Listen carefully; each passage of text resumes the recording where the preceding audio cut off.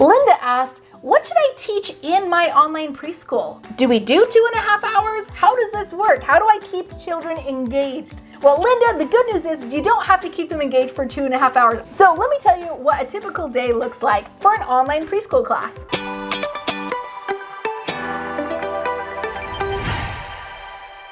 I actually know one of our amazing all-stars, Alicia. She teaches for 3.5 hours virtual pre-K because she works for the school district. She is super excited to quit that job and be able to do her own online preschool where she only works for 30 minutes in a live Preschool Pals class setting. How better is that than a 3.5 hours trying to keep those kids engaged? So let me tell you what a typical day looks like for an online preschool class. Now, as a quick caveat, I will say with all of your online teaching, because you have such a short time with these kids, you want to make sure that everything you do has a teaching component behind it. If you're doing a story, make sure you're not just picking up some random story that's like, ooh, this sounds fun. But if you could have a story that has some kind of teaching component, whether that's a social emotional teaching component or even an academic one, whatever it is, but make sure that there's some lesson that they can learn that you can pull out, because every moment with these kids is going to be so valuable. So during your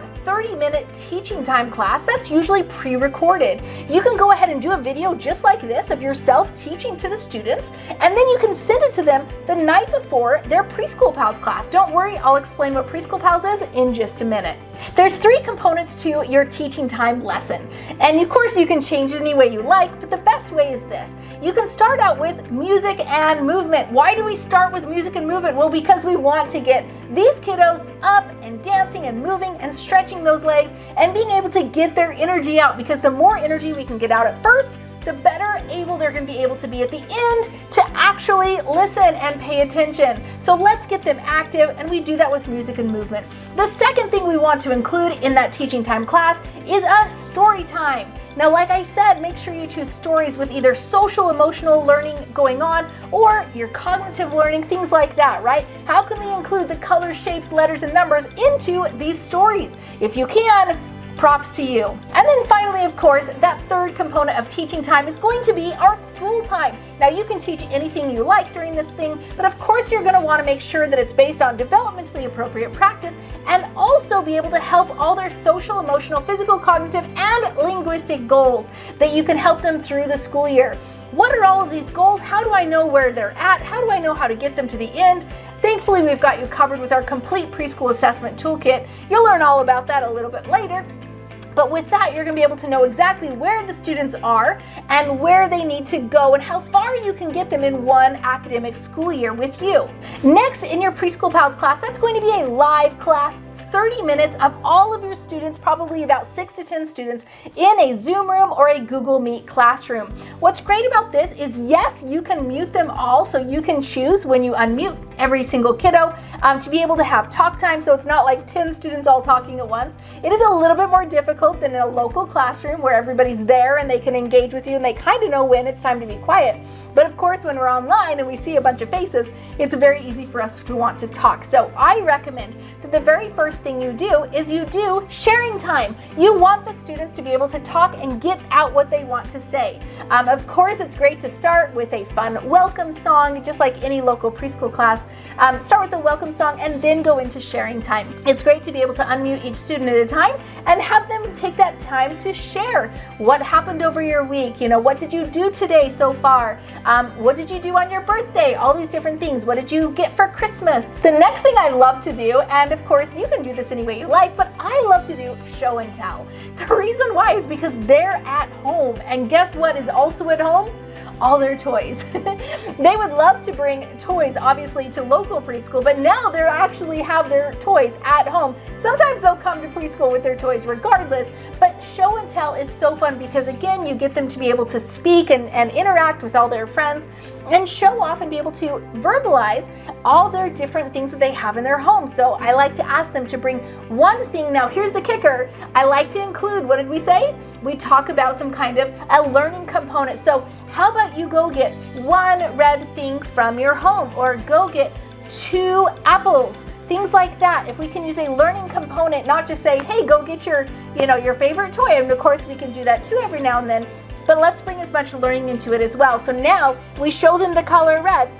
Go look around your house, and everybody, you have, 20 seconds. I'm gonna put the timer on. Everybody has 20 seconds to go find something that's red. Ready?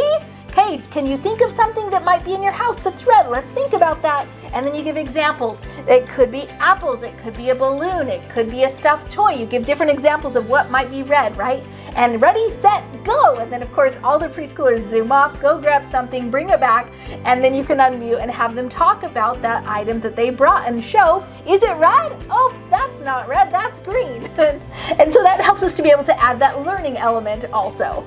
And the last part of the Preschool Pals class is your question and answer. And truly what you're going to do here is, this is a great time for flashcards. Now, I know that we don't usually do flashcards in local preschool, but in online preschool, you either need to have items with you or you can use flashcards, because you need to get the information out to the students to say, what is this, right? And so of course you can do teaching during your teaching time lesson using materials and manipulatives and all that fun stuff, and really try to engage students as much as possible. But sometimes you need to know, what do they know? And that's where flashcards come in really, really quickly.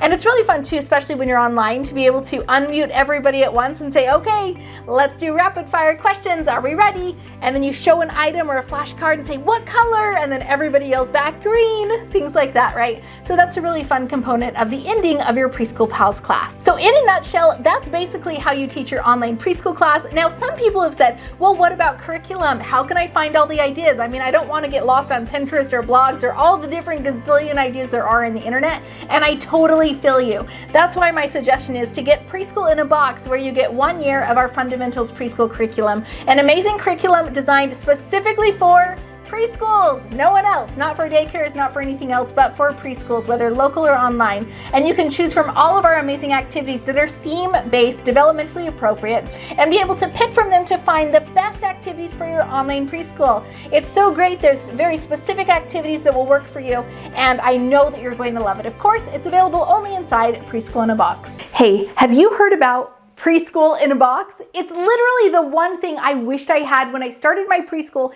10 years ago. It would have saved me so much time and so much money. Instead, I did the wrong things at the wrong time. Waste of time, I tell you. I can't wait to tell you all about Preschool in a Box. All the things I wished I had, like curriculum. Oh my gosh, can I even tell you how many hours I spent every single night on Pinterest and Facebook groups and the blogs and Google trying to find activities to do for lessons the next day. Or forms. What the heck was I supposed to give to my preschool families? What was I supposed to include in a policies and procedures handbook? Or marketing. How was I supposed to sign up kids? I had a preschool to fill and I had money that I needed at the end of the month, but how was I going to get that tuition, right?